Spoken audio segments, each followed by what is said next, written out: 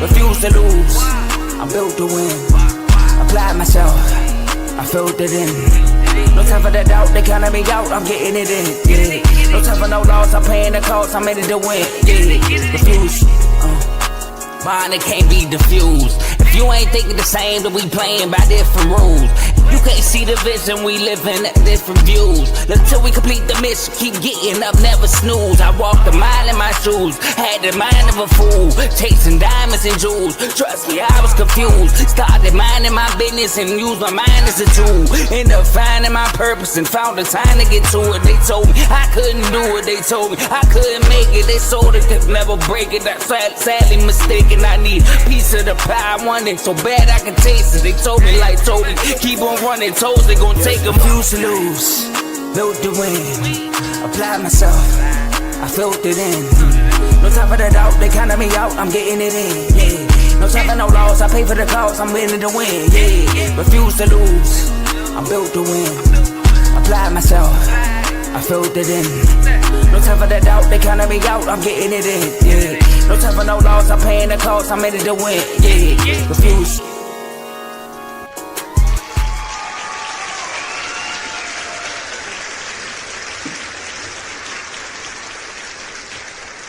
What up?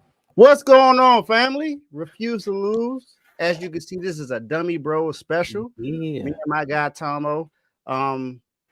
Joe's not here. He ain't feeling too good, so Joe, get well soon, my guy. But we still got a star-studded show for y'all today.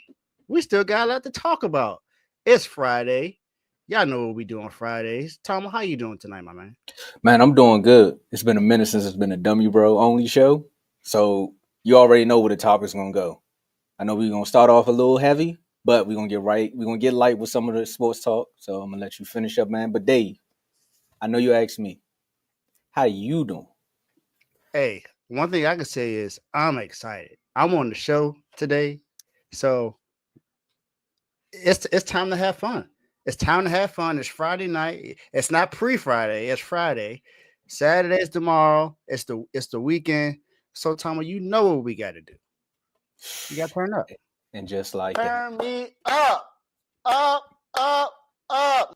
We got some topics to talk about today, y'all. We just had a game last night with the Denver Broncos and the Las Vegas Raiders. One of the most boring games I've watched in a while. You know what, Tomo? It reminds me of last year's Thursday night games. It's like every game last year was just terrible. That is a fact. Then we got the Eagles and the Packers. I did not know that Nick Sirianni has a huge winning record against certain divisions, and this is one of the divisions. Wow. You got Baker Mayfield versus Drake May. Who needs to win more? Who's going to win the NFC West? You know, I'm a Niners fan, so I'm here to represent. And then John Morant. I mean, what's the best destination for him? And then who's the most disappointing team in the NBA? We'll figure it out. We will figure it out. But Tomo, the floor is yours. And just like that, Dave, I know what's the name? I don't know if you know the new feature. We got the comments on this. Yeah, we got the comments that can show up on the screen now. So you see, 3 long years, you slicing it. You said 3 long years, man. I'm waiting for Big O to show up as well to hit you with the man. You got my stats, Dave. No bull. So with that being said, I mean, the only thing that happened the other night was stats because, boy, that game was surely boring, right? We got to talk about it, man. Broncos 10-7. They beat the Raiders, and with an 8-2 record, they say it's the best in the NFL. I mean, we already know they got one of the best pass rushing teams in the league because they lead in the league in sacks, right? With 46. So, Dave, with all that, Bo Nix, Sean Payton, do you believe that the Broncos are true contenders? No, I don't. Only because the offense is just so inconsistent. Whether you want to say it's Sean Payton in the play calling, whether you want to say it's Bo Nix or as Carl would like to say Bo Picks, I just don't. The defense is so great that you want to say yes because it's clearly the best defense in football. You got the no-fly zone, and the defense looked phenomenal last night with PS2, the reigning defensive player of the year, not even playing in the game. That's a fact. But the offense just looks stagnant. I mean, you don't have a clear running game, honestly. I mean, J.K. Dobbins does what he can to produce some runs, but we know hopefully he's healthy throughout the year. He almost had a thousand yards last year with the Chargers, so he's doing what he can this year to help this run game out. But it seems like Bo Nix can't seem to make good decisions, especially like he doesn't step up in the pocket when he needs to. He's not reading the defense well enough at times. There was a what should have been a clear touchdown in the red zone where he just underthrew it terribly. Like the receiver was wide. I think it was receiver. The tight end was wide open on the side, and he stepped up late and just underthrew it. I'm like, what was that? The game was so boring last night, Tomo. I fell asleep. I fell asleep. I had to get back up and rewatch the game after it was already over, just to see exactly how it went. Because it just, but it's so you got games like when they played against the Eagles, they came back and won. But look what they had to do to come back and win that game. That's not sustainable when it comes to winning a championship. Like, I know neither one of us want to talk about this, but look at the Eagles. When you look at when they won the title last year, they struggled offensively somewhat. However, the run game was still consistent. The defense was still good. And they weren't coming back down 30 points to try to win games. They didn't have to worry about that. The Broncos just don't seem to be able to have it together. And they already have one loss in their division to the Chargers. So are they? I mean, the Chargers could still has a good chance to win this division. So right now, I gotta say no. I have to see more. And most of their wins are against teams that are under 500. And they're struggling against these teams. They're not blowing these teams out. They're struggling against them. The Raiders, a team that has struggled, even though they have their best weapon, Brock Bowers, back, they just can't seem to get it together. So my answer, no. See, I'm with you on the offensive inconsistencies because you are correct there, right? And some people would sit back and say, as a Cowboy fan, that's why I said some teams they struggled against. You know, they took one team, took them out back and said, you know what, we got something for you. But with that being said, and perhaps Surtain got hurt in that game, so some would think that the Cowboys would have took better opportunity there, but yet, look what happened. And it's funny that everything that you said about this Broncos team was the opposite when they played the Dallas Cowboys, because J.K. Dobbins was hitting. The wide receivers were there. Bo Nix looked like that elite quarterback that everyone's saying that he is, comparing him with Drake May and everybody that's in this draft class, right? Because we're talking about Drake May, JD5, Caleb, and things like that. But the one consistent thing on this team is the defense, right? Is we know that they're going to get to the quarterback some way, somehow. I mean, and with that being said, you kind of know that your secondary can just cover for a little bit because the pass rush is going to get there, right? And when they get to the playoffs, the last time we seen Bo Nix in the playoffs, they did play the Bills, right? No. They played the Steelers, right? Was that them that played the Steelers last year in the playoffs? I think that was them. No, they played the Bills. I think they played the Bills in the playoffs. Let me. No, it definitely wasn't Steelers because the Steelers played the Ravens and got blown out in the playoffs. Yeah, so it had them in the Bill. It was the Bills because I needed Bo Nix for the FJA campaign. I was like, if they let a rookie come in there and do that to him, so it was the Bills. But again, you thought he would have took another leap. I'm with you on. I need to see a little bit more.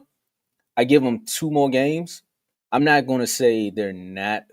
I wouldn't say they're pretenders. I would give you that. Like, if I was sitting up here and talking about the Broncos, I would never say they're pretenders because of their defense. Once the offense gets to clicking in the right way, and I think that goes back to Sean Payton play calling. If you hit up Bibby in the chats, he'll tell you about that. That's one of the things that's always been on his brain is like, what is he going to do with the screens and things like that? So, okay, they put it right there. Broncos versus. Okay, so it was the Bills. So, yeah, nah. If I got to pick an answer, I'm going to say they're contenders, but not true contenders. Like, true contenders are the Chiefs. Like you say, true contenders are that Eagles team. I can't even say the Chiefs are true contenders right now. I know that they have the history, but they look inconsistent right now too. They just got the dog walk by the Bills. So But people know but the Chiefs have bad regular seasons, and then when they get in the playoffs, it's like you can't bet against them. Like, so when I think of a true contender, it's like I'm not gonna bet against them once he gets to the playoffs. It's like Brady. Like the Patriots but teams didn't look that good, but it's like don't bet against Brady. I feel you. I feel you. But there were think about the times when Brady was there. How many times were they not leading the division or at least in playoff contention? Yeah, that division is The kind of Chiefs weak. are not leading the division, and then right now they're out of the playoffs. So That division is weak. I can't You are put them right as there. true. I can't put the Chiefs as true contenders right now. I'm sorry. Now I That's said contender. I'm no. Well, yeah, that did say when if you think of a true contender, I do think of that. I think I'm also saying true contender because I think of the quarterback, right? And same thing well, with the yeah, Eagles, right? The same thing with the Eagles. Some people would say the Eagles aren't true contenders if you're hating on them, but that team is a true contender because once they get in the playoffs, they have things that you can rely on. Like you said, you could rely on that run game. You could rely on the defense making plays and the quarterback not turning the ball over. When you try to compare something like that to what the Broncos is, can you really rely on their run game? Can you really rely on the quarterback not having turnovers? Like the only thing that you can really truly know that's going to show up that day is the pass rush. And if Sertan is there, then you got the no fly zone. But it's just one of two. When we think of true contenders, you like think of all three. Look at yeah. Joe. And Joe, no, where are the Chiefs right now? If the playoffs started today, are they in the playoffs? No, they're not. I'm talking about right now at this moment. I'm not saying that they can't be, that they won't be. I'm not saying that. I'm saying at this moment right now, they're not true contenders. They're not in the playoffs. They're third in their division. And Joe, how you in the comments? I thought you're You in the supposed to be back comments? Yeah, you're supposed to be backstage. on your day off. Come on. But if But you, I no, think with Joe going, I'll let you finish your what you were saying about the Chiefs. I think in totality, you saying overall, do you think they're not true contenders? Because right now, overall, I would say that they are. But at this moment right now, if everything started right now, no, they're not. They're not. They don't look good. They don't look good right now. so let me ask you this: if the Chiefs get in the playoffs, what teams do you think can beat them? I don't think any team can beat them if they get in the playoffs. So then that will make them true contenders. If they get into the playoffs, at this moment, they're not in the playoffs. This is what I'm saying.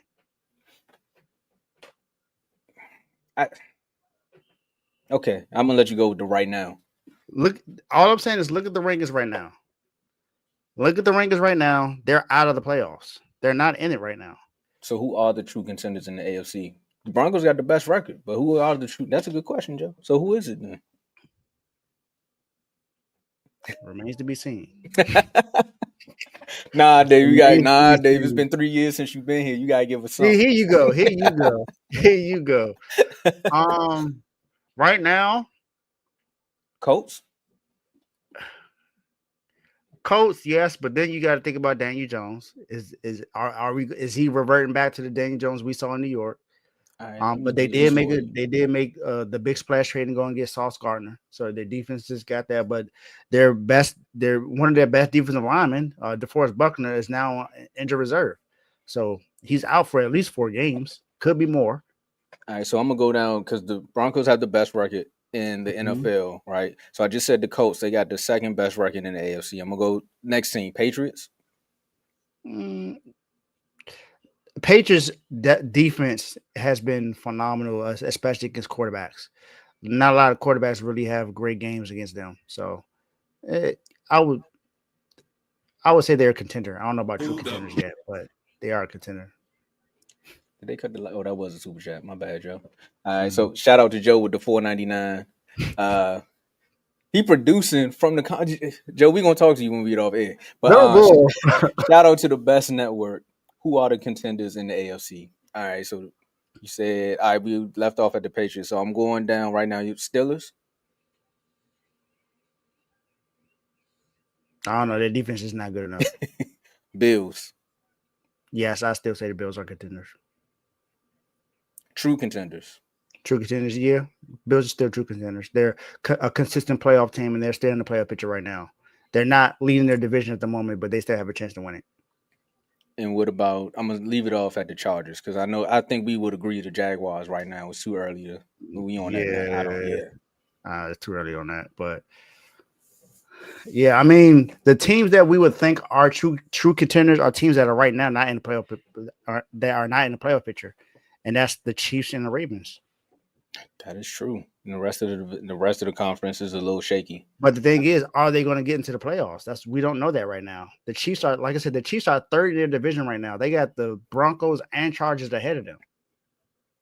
And the Broncos got a 3-game lead on them right now too. Yeah, I mean, I know the Broncos still have to play them twice, so the Broncos haven't played them yet, but still.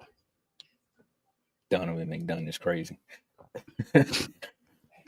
All right, so the good thing about this show and the good thing about the playoffs is they got to come around the corner, and these are recorded. So we're going to always have to come back and revisit it, because if the Broncos fall off the face of the earth, well, not only in the chats is Baby going to have to hear it, but he's also going to have to hear it on air, because we're going to have to say, well, I thought you all were contenders. Not true because of your quarterback. Mm-hmm. But this next team, they are true contenders in the NFC. Some would say both of them are. I don't believe in the quarterback, but we're going to flip it, reverse it, and say who wins Monday night. You got Green Bay versus Philadelphia. And these two teams, they would say, I think they, as a Cowboy fan, I'm going to say they took the rivalry from us with Green Bay, because at this point, they've played them in the playoffs. They've played them in Brazil.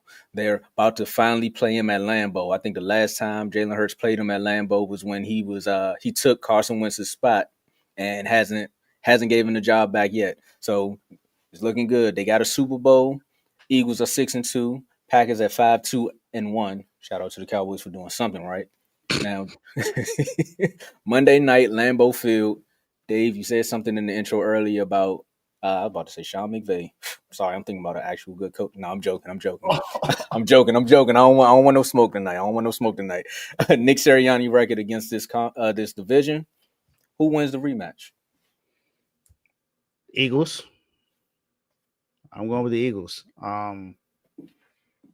Nick Sirianni is 19-0 against the AFC and NFC North, and I think it's the AFC South.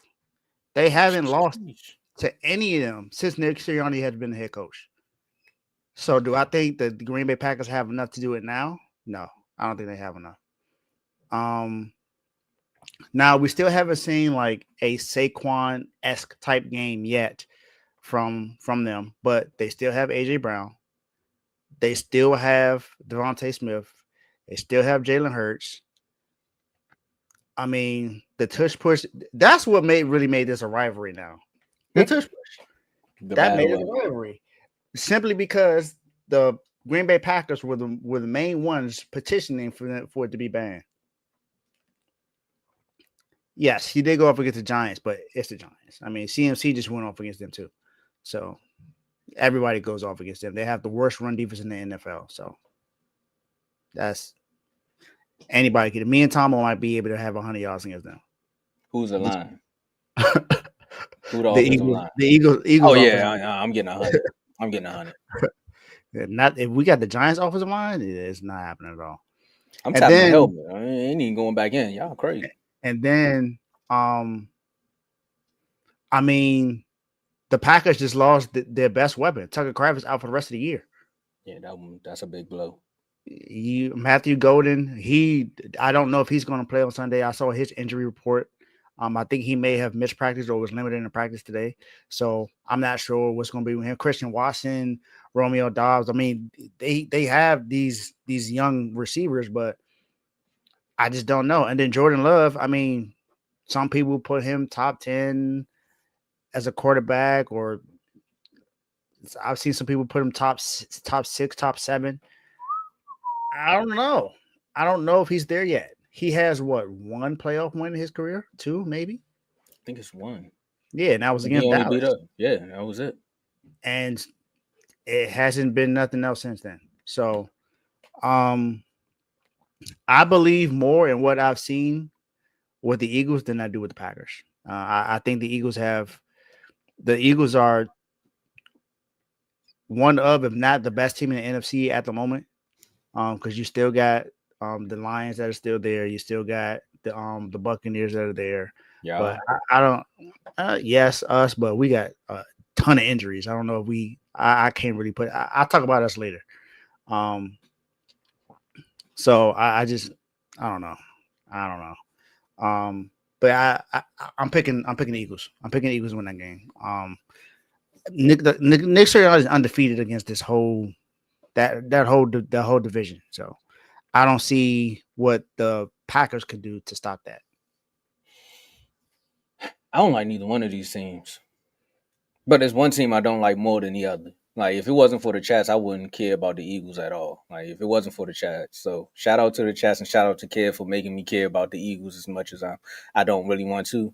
But I think they do win this game. Like I said, it's Jalen Hurts' first time back at Lambeau Field, right? It is a Monday night. These teams always seem to play on prime time. The last time we did see it is, again, it was in Brazil, right? They said the field was slippery. We beat them. There you go. But I'm sorry, when it comes down to quarterbacks, I trust Jalen Hurts more than I trust Jordan Love. And I mean, some people can go out there in the comments and try to kill me for it, but if you watch Jordan Love in those moments, it's just like, you don't. It's Dr. Jekyll and Mr. Hyde. You don't know which quarterback you're gonna get. Boneheaded decisions. 2 years ago in the playoffs, after they beat Dallas, they were up against San Francisco. They had a chance to beat us. And what did he do? Throw it across his body, across the middle, and it's an interception. It's like you have such a great game the game before, and then you go and play another team, and you just look different. Like, it's inconsistent. And the thing about it is, he's seen this team enough to know that they can be in fights with them. Like, it's not like the Eagles every time they played them have blown them out. Like, it's been a close game up until a certain point of the game, right? And now Tucker Kraft is out. Like I said, the inconsistencies with the wide receivers as far as health. We know him and Romeo Doubs has the chemistry. Watson, right? Not Watson. Christian Watson. Christian Watson. Yeah. I'm sorry. I always call him Chris Brown. So that's why I wanted to make sure I said his name right. that's what he be saying when he's looking for the ball. But then the next thing you know, it get picked off because the quarterback throwing punts. But outside of that, right, they do have the home field advantage, but they do have one X factor, right? Is Micah Parsons, right? And I don't know how they're going to actually use Micah Parsons in this situation, because if they line him up over lane like the Cowboys used to do, then it's going to be a long night for Micah. We already seen that he had a long night with a long day against the Panthers, right? Mm-hmm. But then the Eagles also added 2 more people on their defense. They just got Jair.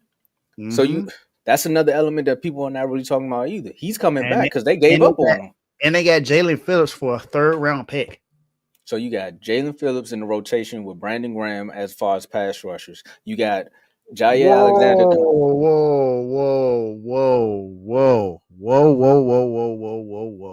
Go ahead, man. Take your time. Do your thing. The Coreys? You have the nerve to compare me to the Coreys? I'm going to address that after the show. I'm addressing that after the show. That's ridiculous. For you. Can we favorite this? There you go. All right, we're going to start that so you can get right back to it. But for real, I really think the great equalizer is, one, the tush push. You threw that out there. They voted for it, for them not to use it no more. And Jair coming back. The fact that the way that the Packers gave up on him, I think he's still upset about that. His exit from the Ravens probably doesn't mean as much to him as it did with the Packers, because that's the team that drafted him. That's the team he had most of his success with. So it's really going to be something that – and another person that has good days against the Packers is A.J. Brown. Mm-hmm. Coming off all the frustration that he had so far as with the offense, this could be the game that is like, all right, we're going to have another one. This is our day. It's me and you out here. Throw it up, and we're going to go off. So it's really, for me, it's going to be the Eagles offense against that Packers defense, because everyone said once they got Micah, they should be the best team in the NFL. Here you go, going up against one of the true contenders in the NFC. Show us something. Mm-hmm. Yeah, definitely going to have to show us something. Eagles just run the ball towards Micah. They know. They should know. You'll be able to do what you need to do. So, and honestly, I definitely forgot about Jair. I know they got Jalen Phillips. I knew about that one, but I totally forgot about Jair. So, yeah, and I don't know how you're gonna work in the rotation, but we can spam by the cheeseheads, man. Oh well. Sorry, I don't think y'all win Monday night. Hey, make sure you come back, because we do a show Tuesday. You can spam us if we right or wrong, but like I said, I hate the fact that I got to pick either team, but we know the Eagles should come away with this victory. I won't be here Tuesday, but I might be in the comment section. Join the chats and you can find Dave. There you go. There you I'm go. always there. Now, Dave, I don't think we would ever have one of these type of times. I didn't think we would get here. Outside of the chats, with Trent being a Bucks fan and Teddy being one of the biggest Patriots fans, I didn't think we would ever get here to say, Baker versus Drake May, right? Who needs to win more? Both of them are in the MVP conversation. Both of them have been balling out for their teams. One of them is kind of shocking to the world because it's like what a difference a coach can make. The other one, well, technically, Baker did the same thing when he came to Tampa Bay. It's like what a difference a destination can make. Mm-hmm. So, who needs to win more? Is it May or is it Bake? Draco needs it more. I mean, look at Baker's division. He got the Saints, the Falcons, and the Panthers. Now the Panthers just had a huge upset win against the Packers, but it's the Bucks we're talking about. The Bucks have been in the playoffs the last 2 years. I think almost everyone picked the Bucks to win this division. That's true. I don't know anyone that picked the Patriots to win this division. And right now, they're leading the division at the moment. Yeah, definitely not putting that comment up. Oh, well, we can't do nothing about it because it's up. No, I'm gonna have to take it off now. It's all good. We're gonna have to go back to the old school ways. But go ahead. Because that's just crazy. But the Drake May needs to win more. Drake May has to. I mean, because Drake May, in his second year in the NFL, is in MVP conversations. The guy has thrown for over 2,000 yards. He has 15 plus touchdowns, a 70% completion percentage. He's balling this year. He's balling this year. And then they went and beat the Bills already. And they have to play them one more time. And then, I mean, they're in the same division with the Jets and the Dolphins. So, but their biggest competition is the Bills, a team who I said is a true contender in the AFC. So they definitely need this win more. The more wins that they rack up, the better chance they have to be able to win a division. And who knows what happens, because we don't know what's going to happen with the Broncos. We don't know what's going to happen with the Chargers. They could find their way to be in position to have the number one overall seed in the AFC. Now, I'm not saying that this is going to happen or that it will happen, but they have an opportunity to have that happen if they beat the Bucks. If they are able to win this game, then that says a lot more about Drake May and also about their head coach, because their head coach makes a huge difference. I mean, you have Bill Belichick, who was here just a couple years ago with Mac Jones, and you see how he ruined his football career after his rookie season. Yo. And then last year, after they promised that this guy was the, coach in waiting, they fired him after one season. And I argued about that. I didn't like that. I thought that was the wrong thing to do. I felt like if this was the coach that you wanted in the beginning, then you probably should have made an attempt to try to do whatever you can to sign him last year instead of putting some guy in place and then firing him after one season. But we know what this head coach can do. We saw what he did with the Tennessee Titans. Mike Vrabel used to be a linebacker for the Patriots, so he knows this organization very well.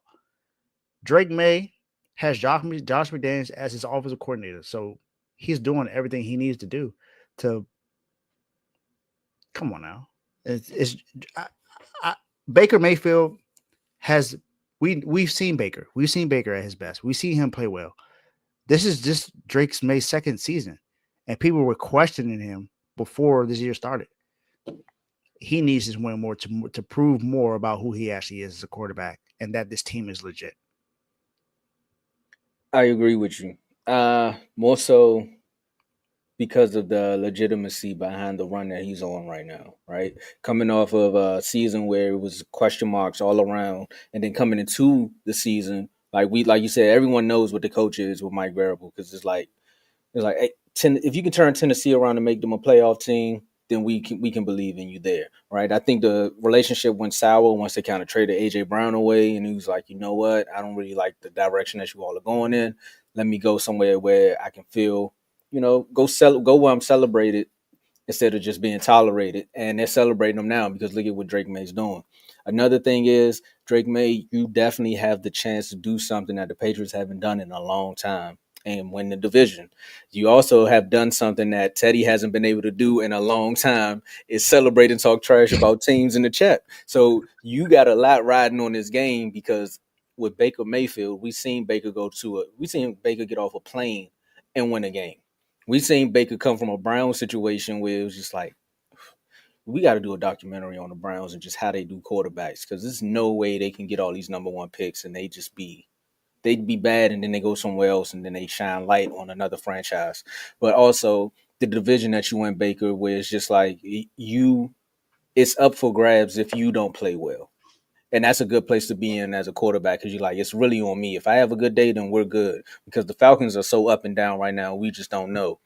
But with the Patriots, the Bills can get on a run. Then now you staring down the barrel of a team with a Josh Allen quarterback that everybody loves and has been to the big dance before. So that experience is there. Go out there, win this game. And then they move to 8-2.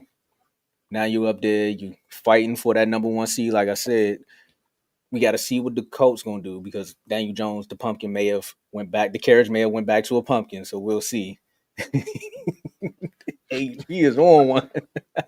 But that is true. Yeah. And the Celtics suck. But you go out there, you can make Teddy happy again for another week, and then he can talk trash about our teams. But this game, Drake needs it more so again for his draft class as well. Because remember, he's still in the shadow of JD5 with the greatest rookie season of all time. Yeah, but see, I don't think I was in that debate or a part of the conversation about Drake May and JD5, but I see where Vaughn was coming from. Because yes, JD5 had a phenomenal year last year. Phenomenal. And outside of him being injured, how did he look this year? Did he look like JD last year? No, he didn't. I mean, it is a good conversation to have, and Kev said he wanted to have it, so I think Kev, we need to open the door so you and Joe can come on in and actually have that conversation because this season looks a lot like what Stroud went through last year, dealing with injuries. And Tomo, remember, didn't I say this? I said that last year could be an anomaly. You want to have these aspirations that you think you can get to the Super Bowl. But last year, no one thought that y'all was going to get there. Not one person, especially with the rookie. Yeah. And we said, like, hey, the sophomore slump is possible. He could have a CJ Stroud type of season. And what is he having? A CJ Stroud type season. That's exactly. It doesn't mean that he's not a really good quarterback because I still think he's a phenomenal quarterback. But it happens. And I still think, and if you ask me, I still think he's better than CJ Stroud, who's still trying to find his footing. And me too. Hopefully he does well because I know he got that concussion. I personally think he's better than Drake May, but I can see where Vaughn was trying to bring up this conversation. I still think JD5 is the best quarterback from the draft class, but no, I'm laughing at. I need a trademark #sophomore slump. Hey, but no, I agree with you on that one too because I said it on the show a few weeks ago. I think Caleb might get traded from the Bears at some point because I don't think him and Ben Johnson are going to work out. Maybe that's just me looking too much into it, but I don't think that situation is going to work out. We'll see how it plays out. They win the games right now, so I don't know. Maybe. But I know let's take this a little second right quick. If you think about the games that he's won, right, and the games where he's actually performed were against the world's worst defenses: Dallas Cowboys, Cincinnati Bengals. Like those were his prime games. If you look at the game against when him and JD matched up, he was having questionable moments there where it was just like, what are you doing with the football? Why are you taking so long to read a quick read? Like these are the things. And if you look at Jared Goff with Ben Johnson, it was so well. It was like an oil machine. It was like, all right, 1, 2, 3, ball out, 1, 2, 3, ball out, or 1, 2, ball out, or whatever the drop back steps were. At some point, Caleb and Ben, I think they're not gonna see eye to eye, and you can be like, you know what? I need to go get me somebody that's gonna work for me So if it happens, if it doesn't happen, that means Caleb is on the right route and things are going well. But if it does, I'm gonna just be like, hey man, that's a bad look for you. Because look at Andy Reid and Patrick Mahomes. Imagine Patrick Mahomes with some other type of coach. It might be the same situation. It could be a Kyler Murray thing. I think it's, let's put it like this. We were doing like scouts. I would say his ceiling is Patrick Mahomes. His basement is Kyler Murray. Dang. I still draft him, You but might be right. You might be right on that too. I right don't now. think I disagree with that. And another debate I want to see is too. I think we just need to call that episode "Sophomore Slump." Joe, if you backstage or if you watching, we're gonna call that episode "Sophomore Slump." We're gonna put it on members only. It could be you, Von, and Kev, and y'all. And Blaze gonna be the producer. We could just talk about JD5. Mark got to be there too. Oh yeah, Mark definitely got to be there. Bring the goat. Bad. That's how he been playing this year. Oh my gosh. But your team, Dave. I mean, Joe said his coach of the year will be your coach. I've seen a team lose one star player and try to find their footing. I've seen a team lose 2 star players, go make a trade, and things just go disarray. When you lose the captain of your defense, the guy who tells everyone where they need to be, you just don't think this team is still going to find ways to win. I haven't even touched on the quarterback yet. To lose your starting quarterback and still find ways to win. Currently in the NFC West, Seattle is 6-2. Sam Darnold is going off. LA, the Rams, 6-2. San Francisco 49ers are 6-3, Dave. And the Arizona Cardinals found a way to win a game after on a 5-game losing streak at 3-5. This your division. I'm gonna take a back seat and listen because I wanted to know, who do you think will win the NFC West? All right. Before I answer that, Tom, I'm gonna go off all the names that will not be playing on Sunday. Ricky Pearsall, Brandon Ayuk, Michael Williams, Ben Barch, Yetur Matthews Gretos, Fred Warner, Jacob Cowing, Nick Bosa, Jacob Robinson, Curtis Rourke, Patrick Taylor Jr., Turner Johnson, Trent Taylor, and Trey Tomlinson. That's 1, 2, 3, 4, 5, 6, 7, 8, 9, 10, 11, 12, 13, 14, not including Brock Purdy. How come you don't want me, man? That's 15 players, pretty much. Is this last year? This is this year. But this sounds like the same list from last year. Sheesh. And these are the players that are questionable Sunday. And one of these players we just traded for. Keon White, the guy we traded for from Patriots, he injured his groin in practice. Khalil Davis, Tatum Bethune, he's the backup to Fred Warner, and he's questionable. D. Winters, the other guy beside him, he replaced Andre Greenlaw. He's questionable. Alfred Collins, rookie, he's questionable. So, and right now, Purdy's listed as questionable, even though Mac Jones was going to start. So, Young, what? So, and we don't know when or if Brandon Ayuk will play this season. Do I think that we have an opportunity to win the division? Yes, I do. I believe we have an opportunity to win a division. I believe I picked us to win a division in the preseason. This is when if healthy. And although my team looks good, being 6-3 with all these injuries, I don't know if it's going to hold up for us to win the division. Honestly, and you know me, I'm honest about my team. If I say we're gonna win it, I believe we're gonna win it. I don't think we're gonna win the division. I think we'll make the playoffs, but I don't think we win this division. I think this division is gonna be won by either the Rams or the Seahawks, and that's just how I see it right now. Now, if we go up and win and beat the Rams on Sunday, my answer changes. I believe that we win the division if we beat them, because then we'll be 4-0 in the division. I was just about to say. We're 3-0 in the division right now. Yeah. And Purdy only played in one of those games. And that was the first game of the season of the division. And that was the Seahawks. Yep.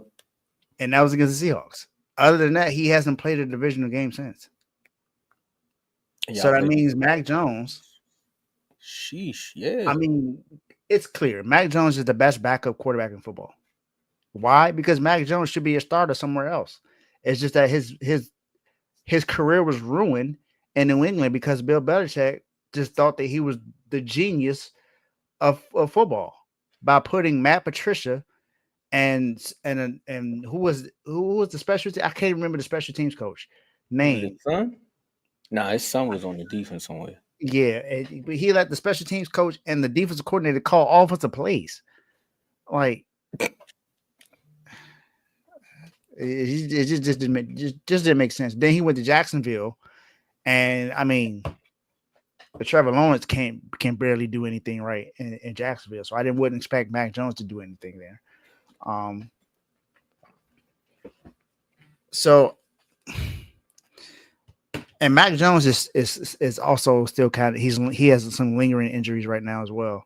So I don't know, man. I think, like I said, I think the Rams or the Seahawks win this division. Simply because we just have way too many, and plus we didn't do anything at the trade deadline to address these injuries. That is true. You definitely want to chat like, come on, just anything. We did nothing, and we had a chance to go and get Jermaine Johnson, and I think we got to a point where we offered a second round pick, but then they upped the price, so we were just like, no.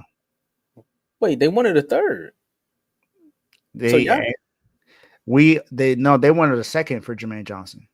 So who was that they wanted a third for? Oh, that was probably weeks before the trade deadline. Yeah, weeks before. Yeah, they wanted a third, but when the trade deadline came, they were looking for a second round pick.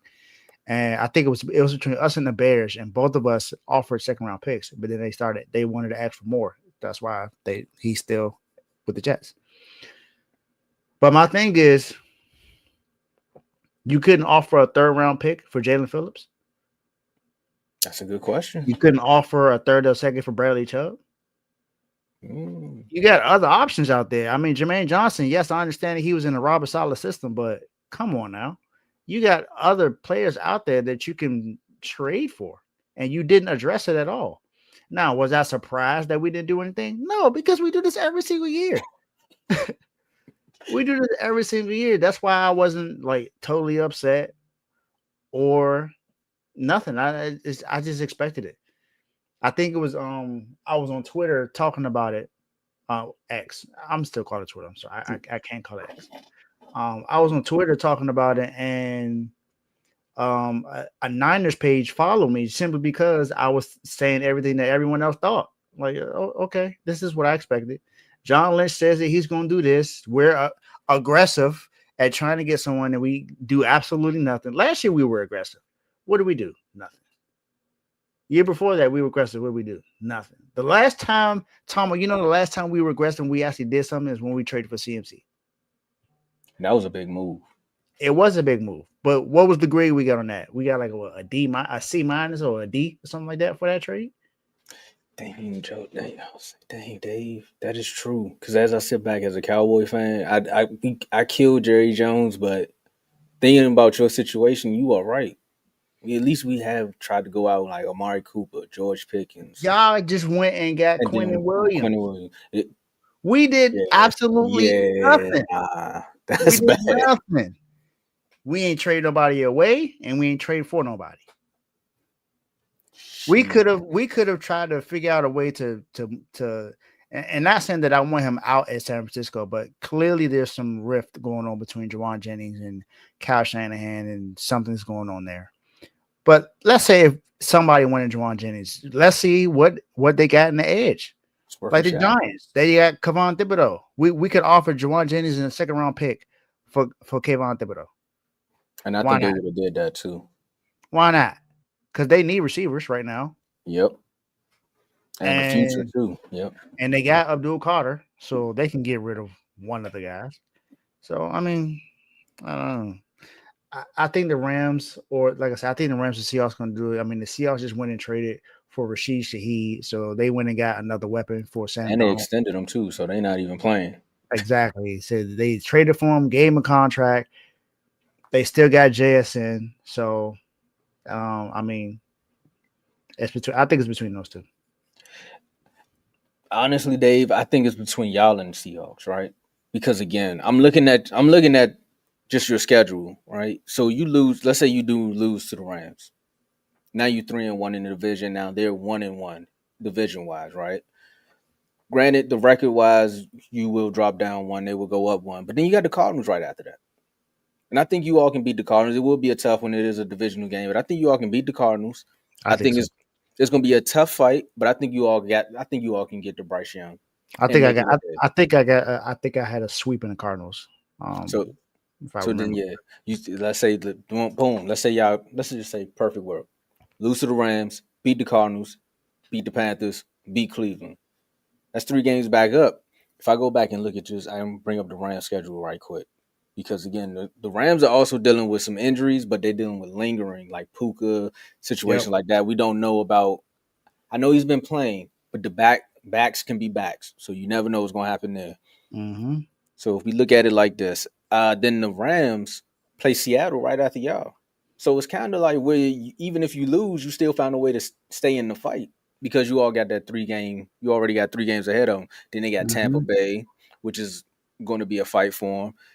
They got Carolina. Whatever Rico show up. If Rico show up, it's going to be a long day. Shout out to Rico Dowdle for standing on business because he And been standing on. that's one thing I could bank on with us. You gonna stop the run. Our run defense has been really good this year. So, and that's one of the things I was so happy that we got Robert Saleh back because Robert Saleh he saved the defense. Because Man, my goodness, it was not like this last year. I promise you, man. I'm glad he found a good home because if I was Jerry, I wouldn't have let him walk out. Robert Saleh would have been the Dallas Cowboys head coach, but I got to deal with what I got now, so I'm not mad at it. But that would have been nice. That would have been nice. But then after that, they got I think he's better off Arizona, Detroit. as a DC than a head coach, but that's just me. I believe it. I think some head coaches, once they get their shot, if it doesn't work out, them being a DC will be good. I mean, I can't really say too much about Matt Eberflus. Like I got to figure it out, but that's one guy who might be good. But right now, the jury's gonna always be out. So, Dave, I think it's between y'all and the Seahawks, only because of how Sam Darnold's playing. The Rams are a good team, but I can't sit here and say y'all are not a good team because regardless of the injuries, you still find a way to win games. Yeah, and that's why I think it's legit that Kyle Shanahan it should be in the coach of year conversation. And honestly, me personally, I believe he should be leading it because of our situation. I mean, our quarterback has played what 3 games this year. Isn't that why the Vikings coach won it? All he lost was his quarterback. Sam Darnold just maybe because he turned Sam Darnold's career around. Maybe that's a little bit, but But you see Mac who Sam Jones, Darnold. But you see who Sam Darnold gave credit to about his career, about why he played so well last year. Cow. There you go. So I think y'all win this division. We know y'all. I'm not gonna say we know because things can happen, but y'all win the division or make the playoffs. I think he can get it. Coach of the year. It might be tough with what's going on down in Indianapolis and also what's happening with the Patriots, but I agree could with the be. injuries. I think those are the only other two that I'm just like they probably got a good chance to win it too, but neither one of those teams have the amount of injuries that we've had to deal with. So That's true. and we're we're gonna and we're right there with them. So hey, that's why it's funny when some teams talk trash to you, right? But we gonna switch gears just a little bit, right? Because we're gonna go to the NBA. I don't even know how we got here, but then I do know how we got here because Ja is gonna find a way to either be in the headlines or be the headline, but the Grizzlies just won't let him go. I don't understand what type of relationship they're in. Find your franchise player through the draft, which they tried to with Ja, but it doesn't seem like it's going to work. Ja has said some things. His game has not looked as well. There's a lot of teams that's looking out and waiting for that call to come through. I know some teams have probably called about him just to kick some tires, but then there's also some teams that are saying, I don't even want to take a chance on him. So, Davey Schefter, you dropped the news all the time. You may have an inside scoop somewhere, but outside of the scoop that you probably have, which you can share with us, but what would be the best destination for Ja Morant? Let me see if I can find a certain song I can play that will say where he can come to. You can't play E40 because they're gonna think you're going to the Warriors. No, I'm gonna play the. I think I'm gonna play the first sound, and you might be able to get it. You know how YouTube is with these ads, man. But Jack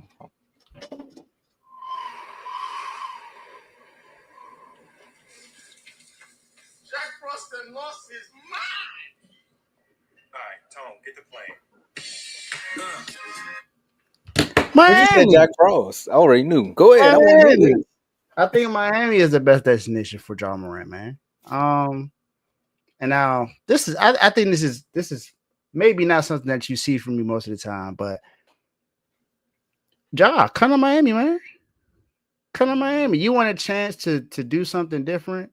You want to go to a culture that that where stars shine. Because you look at guys, look at Jimmy Butler.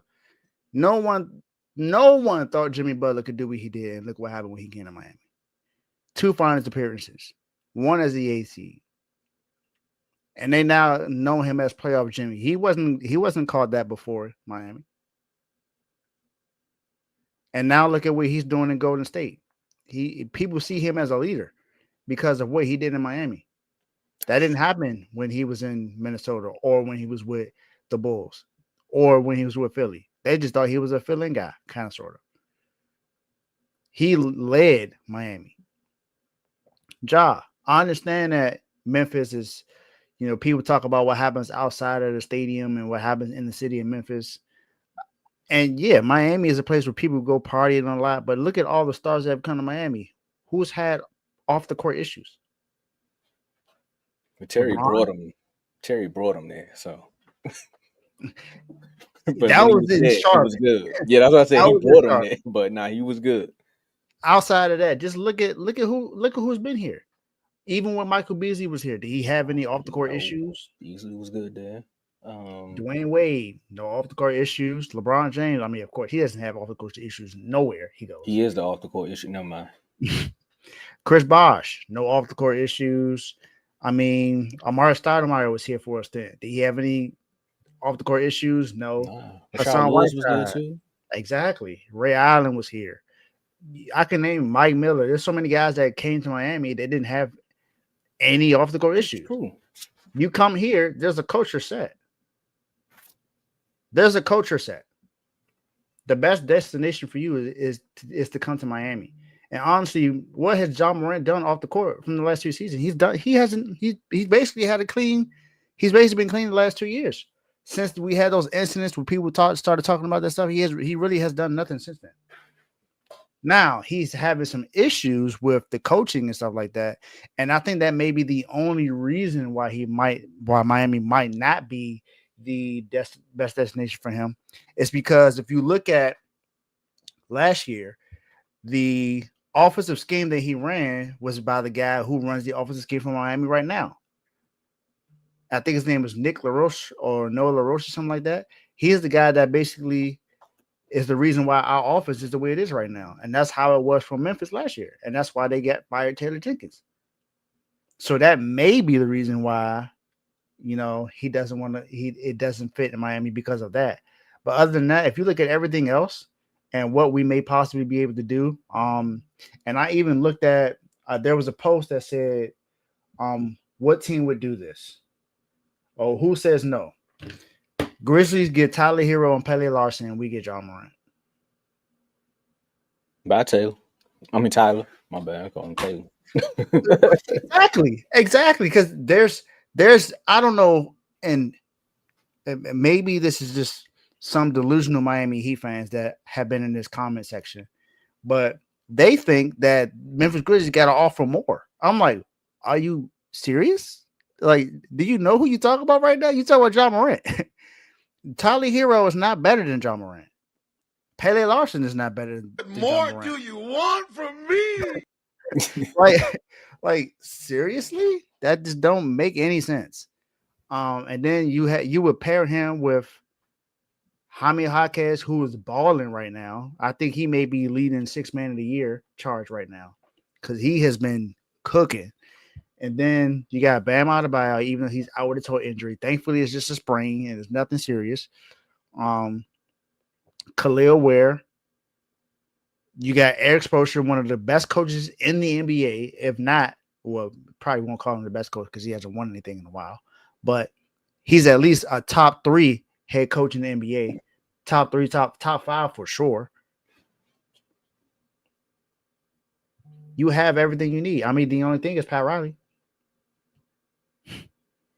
I think that's the person. That's probably the person that says no. It's Pat Riley, which would upset me and my homeboy because why would you say no to that? Everything that you said. First of all, I'm with Joe on the comment.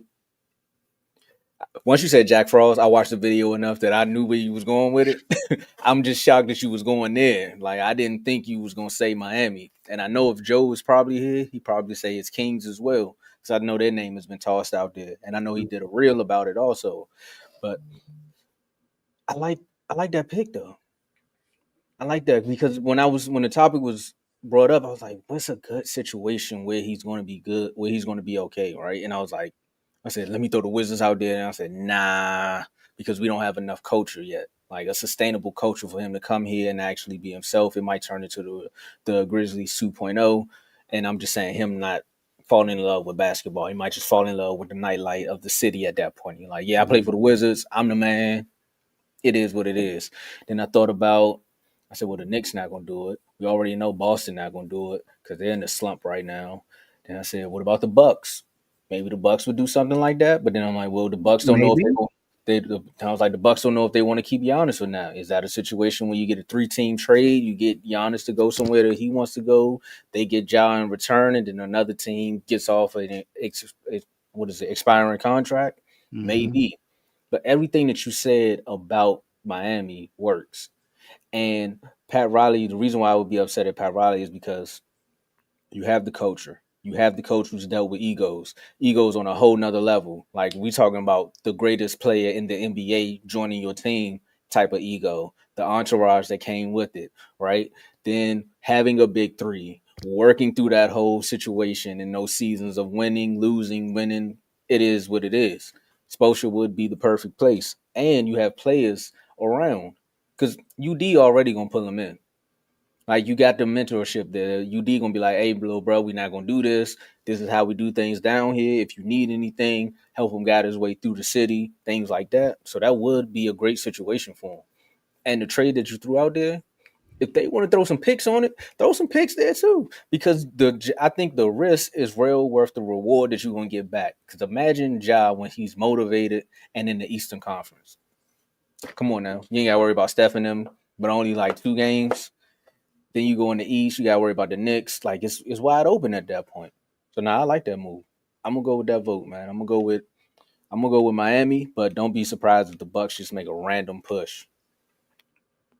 I can see the Bucks. You pair because you try to do whatever you can to keep Giannis in Milwaukee. So you go get a young guy like that, like John Morant. I can see that.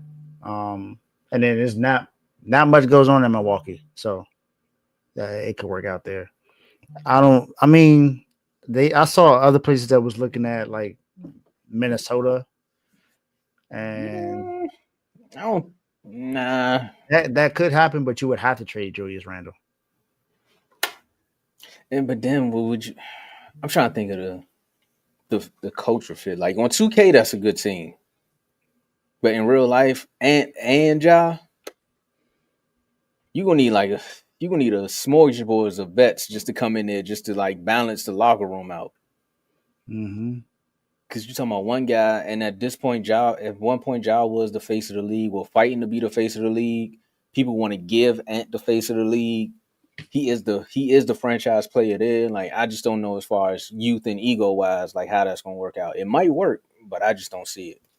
Yeah, it's possible that it can work. It's definitely possible it can work, but I think it's Miami. I think Miami's the best place.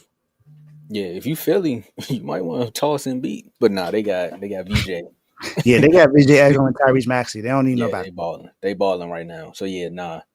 Well, we'll keep our eye on this one and see what happens. Hopefully, things might work out with the Grizzlies, but who knows? We'll wait for the Dave bomb to say, "Hey, he's traded to Miami," and then you gonna be turned up. Already know. I already know. Definitely gonna be turned up. But keeping on the topic of the NBA, I ain't turned up right now because Miami was up by 20. Now we only up by 1. I don't even look at the scores of the Wizards game no more. Right now I see it up. It's 124-94. And speaking of that, biggest disappointment, biggest disappointing team in the NBA thus far. I mean, with the cups happening as we speak, and the Wizards seem to not ever want to win a cup game, at least just win one. Who's been the most disappointing NBA team thus far? You know what, Tomo? I said something in the studio before. Mm-hmm. I'm not gonna say that. I got some. I now that I really think about it, it's the Dallas Mavericks. Oh, The Dallas Mavericks are the most disappointing team to me in the NBA. well, they did lose to the Wizards. Go ahead. Because yes, I know that Kyrie Irving is hurt, but you went and got Cooper Flag. You still got Anthony Davis. Mm-hmm. You still got the other two centers. You still got Derek Lively. You still got PJ Washington. And what's the other guy's name? I was about to say, I don't know why I said Gafford. Yep. Daniel Gafford. Yep.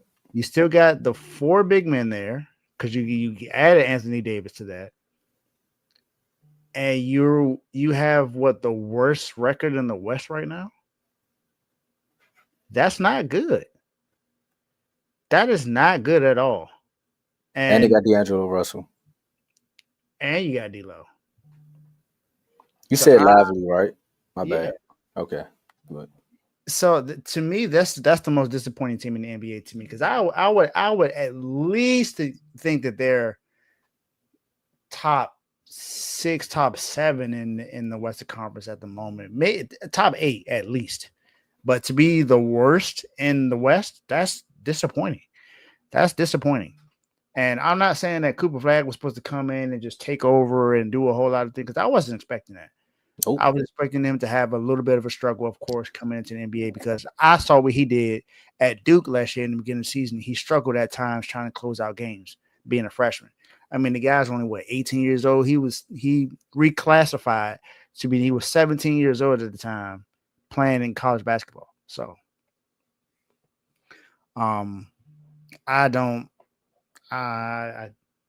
that's the most disappointing team to me. It's the Dallas Mavericks. I was going to say the Boston Celtics. That's who I was going to say. But and I get it that Jason Tatum is hurt, but I mean, you still got Jaylen Brown. You still got Derek White. You still got Peyton Pritchard. You still got Kata. You still got some guys on this team that can contribute. But I mean, I get it. Al Horford's not there. Drew Holiday's gone.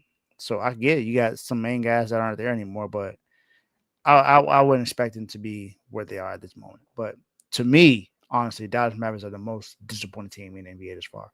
And maybe you might want to think about the Orlando Magic as well, because they haven't played particularly well either. Looking where they at 3 and 5. The Mavericks one, no, that's spot on, because you got the situation with Clay, and people are now trying to throw his off the court life and say this is why he's playing bad on the court, which sometimes the two things can equate, but sometimes they can't. You got Anthony Davis with the injuries coming back, with that's creeping back up. You already knew coming into the season, like you said, Kyrie may be out the whole season, or he might be coming back at some point, but you knew what that was. You got the number 1 pick, who, again, 18 years old, coming into the league. You put him on the Dallas Mavericks. Let's see what happens. But you trust that AD was going to be there. You trust that Lively is going to play up to par. You trust that D'Angelo Russell was going to be able to bring him into the league, but also D'Angelo Russell had that situation off the court as well, where it kind of can throw a monkey wrench in your game too. But you also might want to play better because of why the off the court stuff was going on. I'm just saying. But I agree with you on the Mavericks. I was going to be more of a homer. Granted, I didn't think this team was going to be the number one seed in the Eastern Conference. I didn't think they would start the season off and do like my other HOA partner and be 6-2. Shout out to the Detroit Pistons doing their thing right now. But the reason why I'm going to say the Wizards for me, right, is upsetting is because of everything that my GM said coming into the off season or coming into the season, right? He said, I know the fans are tired of us going through the rebuild. I know the fans are tired of us losing. I know the fans want us to actually go out there and put something on the court. But you go out and make trades for like Cam Whitmore. You know, you still got Chris Middleton. You got CJ McCollum there. Mm-hmm. You already got Bub, who's supposed to take a step up. Keyshawn George, who's taking steps up in certain games. Alex Sarr, who's also taking a major step up. We know this team is young, right? But there's also been a discouraging thing with the coaching. The minutes that he's allocating to the vets versus the rookies. The fact that Cam Whitmore can go get you a bucket, and when you see that sometimes your young bub is not playing well, how about you insert Cam to see if you can get some electricity, right? If you go back to the last game that we played against the Celtics, you talking about a Wizards team that was up going into the halftime, and right after that, they just looked like they lost all their powers. Same thing happened tonight where you go into another cup game, and it's just like, bruh, what are you doing? Mm-hmm. Like, we understand the direction of the front office, but it's just like, what is the coach doing? You gave the fans a little bit of hope by going out and getting Cam, who can help your offense. But then it's just like you had one good game. And guess who that one good game was against? The Dallas Mavericks. So it's just like, if you let the one team that's bad beat you, then I definitely got to agree with Dave and say, you know what? The Dallas Mavericks are disappointing. And I'm going to just say, you know what, Kev? I know you want to run in the NFL chat. But the Dallas Mavericks did lose to the Wizards after you said forget the Wizards. So every chance I get, I'm gonna let you remember. Mm-hmm. And guess what? They're down by 23 points right now to the Memphis Grizzlies. 74 to 51. See what I'm saying? See what I'm saying? So it goes back to are And the they're players gonna play or losing, the and coach they're gonna coach? losing in every category.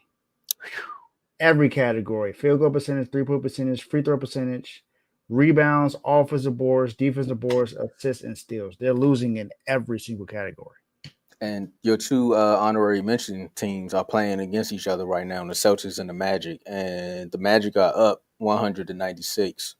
So it's closer than expected, but Mm-hmm. so man. And then now I understand why we're down. Norman Powell is injured. Came up limping. Oh, I forgot you got no, y'all need to go get Ja. That would be nice. Mm-hmm. Yeah, no, that would be nice. I mean, what's y'all score right now? I mean, oh yeah, the Bulls is down by 1 point at halftime. It's 52-53. But hey, do your thing, Big O. Y'all turned out right now. Who the Bulls playing right now? The Bucks. Oh yeah. Yeah, Bulls been balling, man. I mean, Josh Giddey been doing his thing, of course. So, I mean, as expected. Josh Yeah. Giddey, he a dog. And I had a feeling he was gonna bounce back too after you watch OKC or win a ring. It's like, nah. I gotta go make it work. Yeah, I mean, right now they got the best record in the East. And yeah. Also, shout out to the Lakers too for bouncing back. Mm-hmm. Mm-hmm. Yeah, if we want to say the most surprising teams, the Bulls would be number one on that list. Definitely the most surprising team. Didn't think that they would be this good this early. Me either, because we already know what the Bulls are every year. Middle of the pack. Don't know if they want to win, don't know if they want to lose, but it looks like this year they know what they want to do. Yep. Yeah, that's just hope that that can be consistent, and they do that throughout the year. Yeah, because it's a marathon. Exactly. It's not a sprint. And with that being said, Dave, we can go home early. Get to these last words, man. Man, today was a great show. I'm glad to be back. To actually see, just to talk about sports, man, and to be able to mention some things that's been going on that I've been thinking about for a while. So, shout out to y'all, man, because y'all been holding it down with me not being able to be here as much as I want to. So, shout out to you and Joe. Joe, get well soon, and we still got some things to say to you for not being in the studio. He tried to drop the $4.99 and thought we forgot. No, we ain't forget. We ain't forget. But I want to say first things first. Shout out to you, Dave, for coming on the show. But I want to I want to give you more of your flowers because where I'm about to go with my saying, I'm not even gonna say goodbye. I'm not gonna say I don't want to because it's getting a little emotional. But I want to give you your flowers for one, making the call saying, "Bro, I need Tomo on the show here." So anytime you need me, bro, I'ma always hold it down.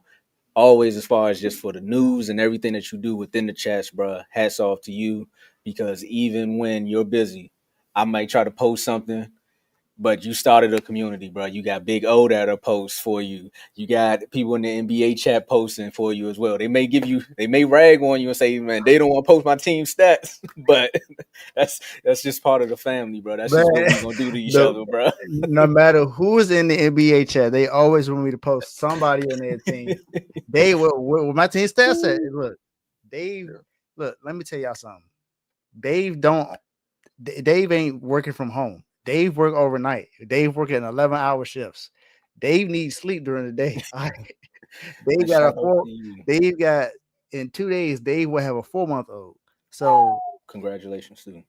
Appreciate it. So just give you guys some patience. Give me some grace. That's all I ask y'all. I know y'all expect me to be Shefty and Shams and Woj before Woj left, but look, I still got life. I gotta live, y'all. So give me some grace. I think that they give you grace, bro. They just gotta mess with you, man. But also, with that being said, again, I want to say shout out to our superstar members because shout out to all our members because, like we said, it's one big family, bro. At the end of the day, we talk trash to each other about our teams. We gonna bid all day, but when someone's there, if we need each other, they gonna show up. And shout out to our superstar members. Shout out to Donnell. Shout out to Dave. Shout out to Taniqua. Shout out to RBO Vaughn, Joe, Giovanni, Chris, Coach Coon, Decorius. And I'm gonna let you lighten the show up after what I got to say about that Decorius comment that Blaze made. Shout out to BWT Teddy. Shout out to myself and shout out to you, Big O. Blaze. Hold up. I got you. Let me bring us down and you can bring us right back up. Rest in peace to Marshawn Nealon from the Dallas Cowboys. Absolutely. Right. Rest in peace, man. Take care of your mental health, people. Check on the people you think are strong, check on them. And a reason why the people you know that's not strong, check on them. Check on everybody. You never know what's going on with somebody. And another reason why it's kind of funny that you're doing the show today is your name on YouTube is Healing the Mental. And I know you big on the mental health. And we all seen the news that came across yesterday that Marshawn Nealon, basically he unalived himself. They was basically saying he was dealing with a lot of depression as far as, not getting over the death of his mom and things like that. But we are here to tell you, just like I said in the chat, if you are going through something, I don't care if it's a text message, a voice memo, a phone call, just reach out to somebody, right? I know they got the hotline where you can say dial 988 if you don't feel like you need to talk to your friends. But I also heard something somewhere. Shout out to Jesse Holly. He said it like this. Some people don't want to tell you what's going on in their life because they feel like they don't want to be a burden. But technically, he said God prepares you for things like this. So don't block my blessing by saying you don't want to be a burden to me because technically I might be the reason, I might be the voice that you need to hear. So if you are going through something, again, call a friend. Hell, if you want to come on here in the comment section, we here for you.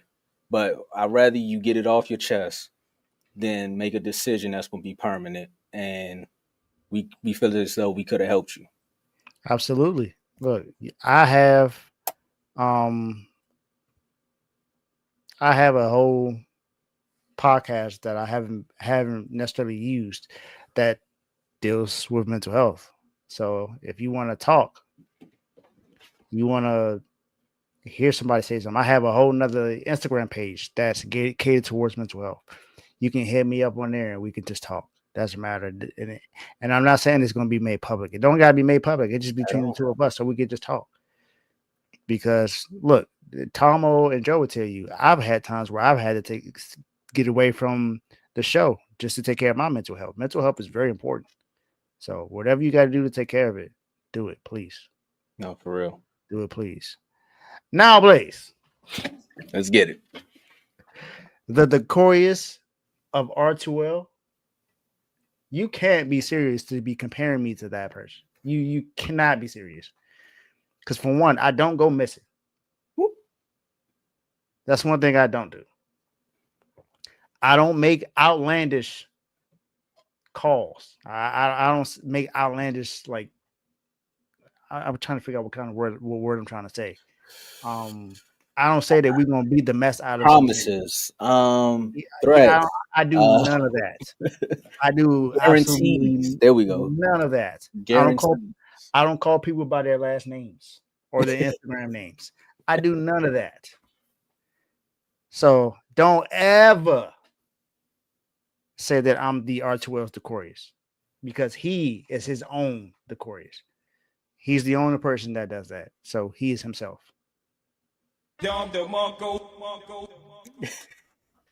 And stuff like that. But with that being said, make sure y'all click the link below.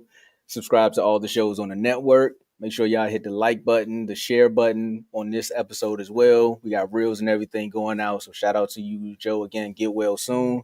I don't know if I got one last thing to do. Yeah. And I had to do this because I knew I was going to be on the show with you. Tomo, guess who's out of the doghouse? Who? Jerry Jones. He's out of the doghouse. I ain't gonna lie.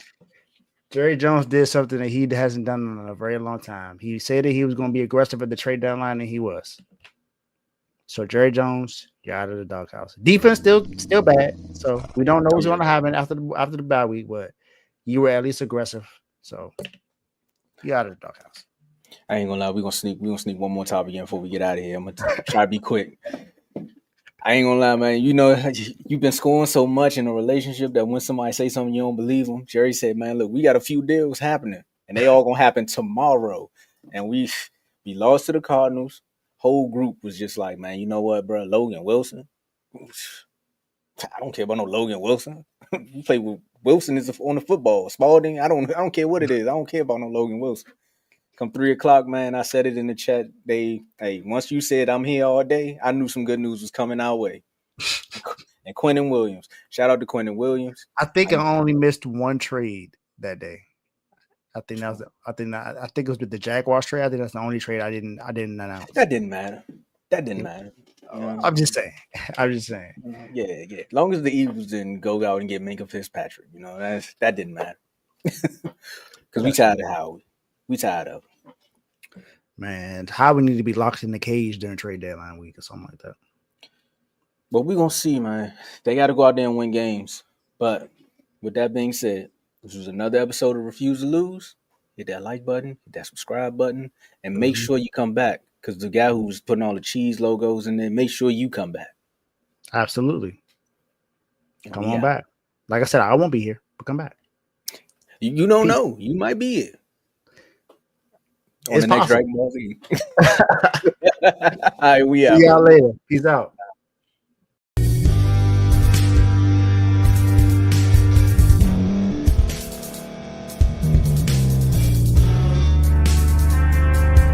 Thank you for staying to the end. If you're watching this on YouTube, please like this video, subscribe, and also hit that notification button so you can be notified next time we put out a video. If you're listening on any podcast platform, subscribe and hit that notification button, y'all, so you can be notified we put out another podcast audio.